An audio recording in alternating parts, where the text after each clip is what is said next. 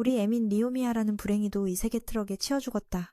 결과는 마법이 가득한 세계로 전이되어 최강 마법사의 시조가 되었다. 게다가 영원한 청춘이라는 잠재 능력을 가지고 있어서 늙지 않는다. 다른 세계에서 새 인생을 시작하기 전에 천사가 이것저것 당부하고 청년의 소원을 물었다. 리오는 잔잔하게 험난한 인생을 살고 싶다. 다른 신들의 영향 없이라고 말했다. 그래서 M는 새 세계에서 하고 싶은 걸 마음껏 할 수 있게 되었다. 그들이 부르는 이름은 피라는 곳이다. 여기선 약 20%의 인간이 마법을 사용할 수 있다. 류와 어울리는 원소는 물이다.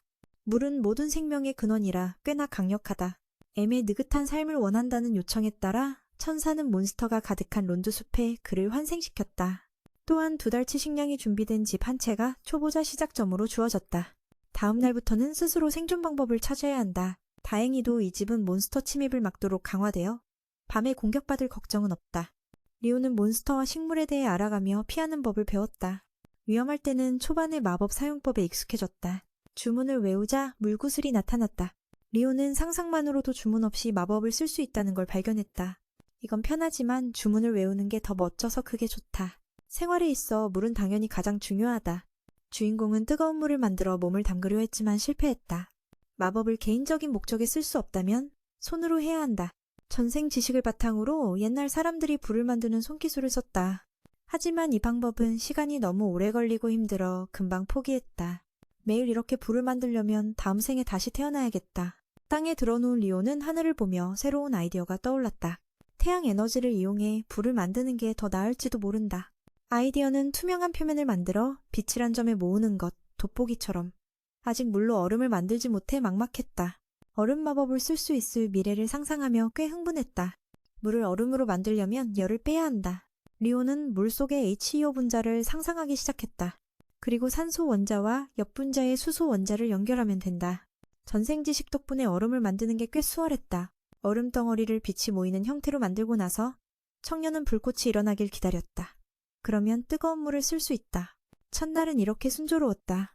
물에서 얼음을 만드는 법을 깨달은 덕분에 상상만으로 뜨거운 물도 만들 수 있다는 걸 알았다. 다음 날 아침 청년은 육포를 씹으며 시작했다. 천사 마이콘이 2달치 식량을 준비해둔 게 맞았다. 하지만 이런 음식만 먹으면 질리니 빨리 사냥하러 가고 싶었다. 숲은 집의 결계바퀴라 몬스터가 많을 테고 칼 하나만으론 부족해 마법 공격도 필요했다. 편안한 삶을 위해 처음부터 열심히 연습해야 한다. 기운내고 청년은 바로 연습에 들어갔다. 물구슬을 멀리 쏘는데 성공했지만 별 힘이 없었다. 이 정도면 개미도 못 죽일 것 같고 몬스터는 말할 것도 없다. 다른 아이디어로 고압의 물줄기를 만들려 했지만 실패했다. 가장 어려울 때 천사의 조언이 떠올랐다. 마법의 기본은 상상이며 원하는 것을 명확히 그려내고 단계적으로 목표에 다가가야 한다는 것. 시간 제한이 없으니 그날 종일 한 가지 마법만 연습했고 밤에는 얼음 만드는 과정을 역으로 해 따뜻한 물로 목욕했다. 다음 날 주인공은 공기에서 얼음을 만드는 데 성공했다. 느리지만 꽤 괜찮았다. 오늘 목표는 얼음 공격 마법을 마스터하는 건데 얼음은 물보다 제어하기 어려워서 멀리 쏘질 못해. 현재 한계는 마법 시전 속도와 사거리 너무 짧다는 것. 이 상태로 실전 나가면 아마 바로 죽을 거야. 방법이 없어서 하루 종일 마법 조종법만 공부했어. 그렇게 며칠이 지나자 청년은 여러 가지를 동시에 만들어낼 수 있게 됐어. 마력 고갈 현상도 시작돼서 꽤 지쳤어. 장면 전환. 2주 후 결과는 즉시 얼음을 만들어내는 것. 하지만 멀리 쏘는 건 아직 별로야. 리오는 그 후 몸에 달라붙은 칼을 창으로 만들어 사냥을 시작했어. 좀 위험하지만 집에만 있으면 지루하니까 조금 가다 보니 자연의 웅장함을 느끼기 시작했어. 리오가 처음 얻은 건 불을 붙일 수 있는 석영. 그리고 해독용 약초도 모아야 해. 불운하게도 이때 코끼리만 한 멧돼지가 그를 노렸는데 낮은 등급 멧돼지지만 생명 위협은 충분했어. 주인공은 무서워서 다행히도 멧돼지에게 잡히기 전에 피했어. 자신이 약하지만 마법을 가진 걸 인정했어. 땅에 얇은 얼음층을 만들어 동물이 균형을 잃고 넘어지게 했고 뾰족한 가시를 만들어 스스로 찔려 죽게 했어. 성공했지만 너무 아찔해서 리오는 헐떡거렸어. 밤에는 멧돼지 정보 다시 보니 가장 약한 종이었어. 여기 진짜 험하구나. 오늘은 운이 좋은 편이야. 더 센 놈 만나면 100% 전생했을 거야. 책 뒤쪽 몇 페이지에서 리오는 용에 관한 정보를 봤어. 먹이사슬 최상위에 서 있고 도시는 물론 파괴할 수 있는 생물이야. 조언은 만나면 바로 도망가라. 탈출 가능성은 매우 낮지만 또 다른 생물도 있는데 만약 만나면 기도하는 수밖에 없어. 아무것도 할 수 없어. 며칠 쉬고 나서 청년은 다시 숲 탐험을 시작했어. 엄마가 달려나왔어. 암컷이 이미 새에게 공격당했어. 이 종은 빠른 속도와 날카로운 발톱을 가졌어. 달리면서 리오는 얼음 방패를 만들어 뒤를 막았어. 정보에 의하면 암살매는 보이지 않는 기술, 풍참을 쓴대. 한 번 맞으면 인생 끝이야. 도망쳐도 못 빠져나갈 것 같아 싸움을 선택했어. 물줄기를 쏘며 위협했지만 전부 피했어. 다행히 상대가 방심해서 돌진하다가 뾰족한 얼음에 찔렸어. 그런데 결국 날아올랐어.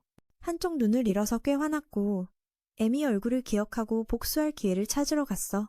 리오는 이렇게 느긋한 생활이 정말 위험하다고 느꼈어. 게다가 밤에는 길을 잃었어. 진짜 불운 콤보야. 호숫가에 가서 푸른 빛을 내는 곳에서 우연히 갑옷 입은 모두 생물을 발견했어. 다음 날들엔 숲에 좀 더 익숙해졌어. 아직 괴물도 만나지만 마법 덕분에 잡았어. 모든 스킬이 꽤 좋은 수준으로 강화됐어. 오늘은 해산물이 먹고 싶어서 바다로 잠수했어. 그런데 여기서 낙원을 만나서 다행히 빨리 도망쳤어. 고압수질기 생성 기술이 충분히 강해져서 바위를 반으로 자를 수 있었고 마법을 마스터한 느낌이었어. 게다가 무두 전사에게도 훈련을 받았어. 처음 만난 후로 자주 여기 놀러왔어. 둔 나아는 안내서에 기록되어 있지 않아.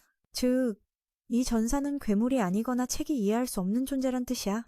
계속 당했지만 리오는 포기하지 않고 반격해 상대 무기를 날려버리려 했는데 속았어. 다행히 얼음 방패로 피해를 줄여서 심각하지 않았어. 가르치는 사람도 적당히 봐줬어. 무두 전사에게 호감을 얻어 물로 만든 검을 보여줬어. 그동안 노력한 보상이야. 상대는 그것을 마스터하고 떠났어. 다음날 아침 마법을 쓰고 있는데 강한 적이 찾아왔어. 바로 전 암살매가 복수하러 온 거야. 그것은 진화해서 훨씬 강해졌기 때문에 치트는 없고 정정당당하게 승부를 가리면 더 속이 시원하지. 간단한 원거리 기술로 시작해. 리오는 계속 얼음 방패를 만들어 새의 공격을 막은 뒤 곧장 돌진해서 혈투를 벌였어. 그 녀석의 모든 기술이 무효화됐어. 암살매는 마법 저항력이 매우 높고 번개도 쏠 수 있어. 정말 대단하네. 다행히 주인공이 최근에 검술도 연습해서 받았던 무기를 꺼내 근접전으로 싸웠어. 암살매가 또 침착함을 잃고 돌진했어. 리오는 빠른 몸놀림으로 살짝 옆으로 비켜서 목을 찔러 경기를 끝냈어. 그 후 상대는 아직 숨이 붙어 있었지만 자기 눈 하나를 뺏긴 걸 알기에 반드시 복수하러 올 거야. 그는 이 존재 덕분에 자신도 강해질 수밖에 없었다며 감사 인사를 했어. 이번에 또 살려주면 내일 또 복수하러 올 테니까. 그래서 그는 이번에는 확실히 끝내서 여기서 모든 일을 마무리했어.